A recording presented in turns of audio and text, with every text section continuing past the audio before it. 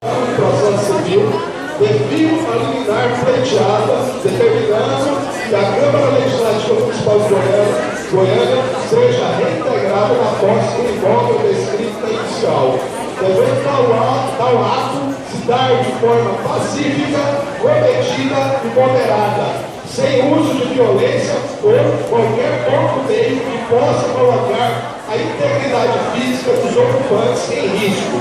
Após o cumprimento da liminar, citem-se os requeridos das pessoas e seus representantes legais para o prazo legal contestarem os termos da presente ação das advertências do artigo 185 do Código de Processo Civil. É isso aí, meus caso que eu peguei.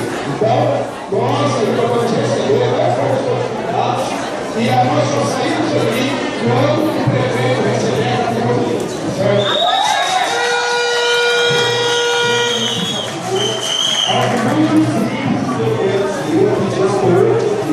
Vamos manter a calma para toda a resistência, toda a ação, como o nosso movimento já é vitorioso, desde que nós começamos a se organizar de forma autônoma, nós sempre buscamos a calma.